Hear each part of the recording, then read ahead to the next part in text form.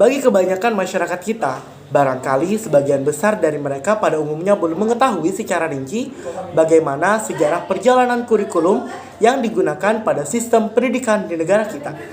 Pemahaman mereka pada umumnya hanya terbatas pada pengertian bahwa kurikulum yang digunakan di sekolah saat ini adalah kurikulum yang tidak pernah mengalami perubahan. Padahal, selama ini Indonesia telah melakukan beberapa kali pergantian kurikulum yang digunakan. Dalam video kali ini akan digambarkan secara singkat kronologis pemberlakuan kurikulum pendidikan di Indonesia sejak kemerdekaan hingga saat ini. Berikut adalah deskripsi singkat sejarah perjalanan kurikulum yang pernah digunakan dalam dunia pendidikan di negara Indonesia.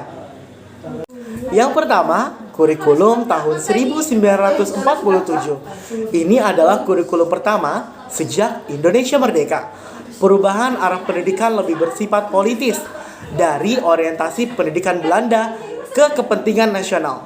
Saat itu, mulai ditetapkan Pancasila sebagai asas pendidikan.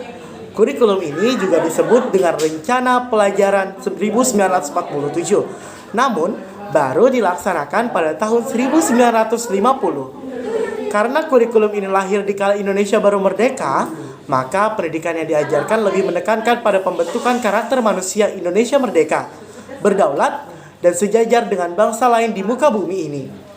Fokus Rencana Pelajaran 1947 tidak menekankan pendidikan pikiran, melainkan hanya pendidikan watak, kesadaran, bernegara, dan bermasyarakat.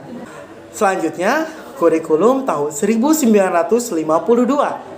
Kehadiran kurikulum ini merupakan penyempurna kurikulum sebelumnya dengan merinci setiap mata pelajaran sehingga dinamakan Rencana Pelajaran Terurai 1952. Kurikulum ini sudah mengarahkan pada suatu sistem pendidikan Indonesia seperti setiap pelajaran dihubungkan dengan kehidupan sehari-hari. Silabus mata pelajaran menunjukkan secara jelas bahwa seorang guru hanya mengajar satu mata pelajaran. Selanjutnya, kurikulum tahun 1964.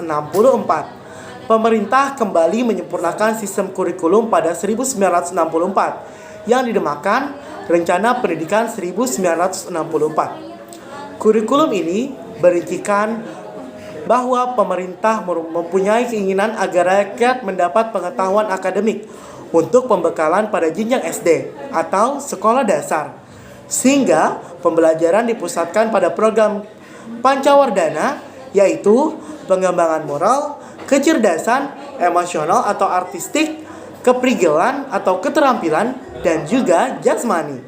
Nah, selanjutnya kurikulum tahun 1968. Kurikulum pertama pada era Orde Baru bersifat politis dan dimaksudkan untuk menggantikan Rencana Pendidikan 1964 yang dicitrakan sebagai produk Orde Lama. Kurikulum ini bertujuan membentuk manusia Pancasila sejati, kuat, dan sehat jasmani, mempertinggi kecerdasan dan keterampilan jasmani, moral, budi pekerti, dan keyakinan beragama. Kurikulum 1968 merupakan perwujudan dari perubahan orientasi pada pelaksanaan Undang-Undang Dasar 1945 secara murni. Cirinya, muatan materi pelajaran bersifat teoritis, tidak mengaitkan dengan permasalahan faktual di lapangan. Titik beratnya pada materi apa saja yang tepat diberikan kepada siswa di setiap jenjang pendidikan. Isi pendidikan diarahkan pada kegiatan mempertinggi kecerdasan dan keterampilan, serta mengembangkan fisik, sehat, dan kuat. Oke, next. Kurikulum 1975. Pemerintah kemudian menyempurnakan kurikulum 1968 pada tahun 1975. Kurikulum ini menekankan pendidikan lebih efektif dan efisien. Menurut Mujito, Direktur Pembinaan TK dan SD Departemen Pendidikan kala itu, kurikulum ini lahir karena pengaruh konsep di bidang manajemen MBO atau Management by Objective. Metode, materi, dan tujuan pengajaran dirinci dalam prosedur pengembangan sistem instruksional dikenal dengan istilah satuan pelajaran, yaitu rencana pelajaran setiap satuan bahasa. Nah, selanjutnya yang keenam, kurikulum tahun 1984. Kurikulum 1984 mengusung pendekatan proses keahlian. Meski mengutamakan pendekatan proses, tapi faktor tujuan tetap penting. Kurikulum ini juga sering disebut dengan kurikulum 1975, disempurnakan. Posisi siswa ditempatkan sebagai subjek belajar, yaitu dari mengamati sesuatu, mengelompokkan, mendiskusikan, hingga melaporkan. Model ini disebut cara belajar siswa aktif atau CBSA. Nah, yang ketujuh, kurikulum 1994.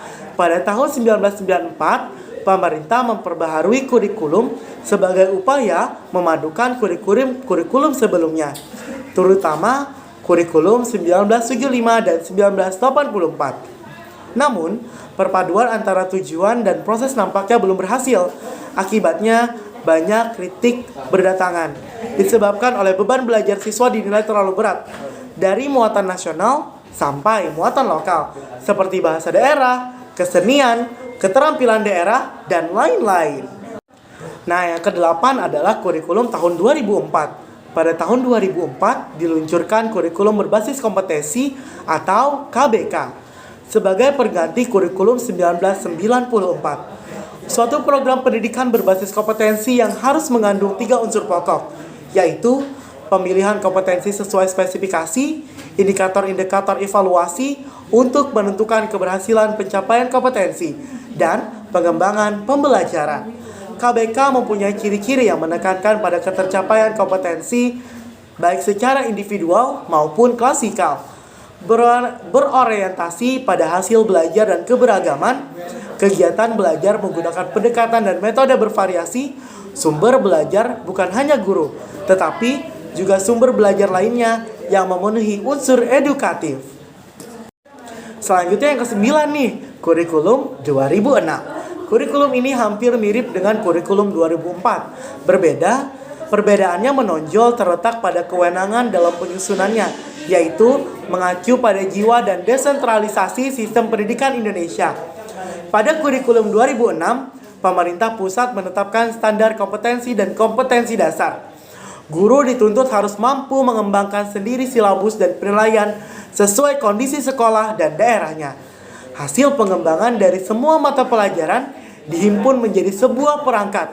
Kurikulum ini juga dinamakan kurikulum tingkat satuan pendidikan atau KTSP. Nah, kurikulum yang terakhir adalah kurikulum 2013. Kurikulum ini adalah pengganti kurikulum KTSP. Kurikulum 2013 memiliki 3 aspek penilaian, yaitu aspek pengetahuan, aspek keterampilan, dan aspek sikap dan perilaku. Di dalam kurikulum 2013, terutama di dalam materi pembelajaran, terdapat materi yang dirampingkan dan materi yang ditambahkan.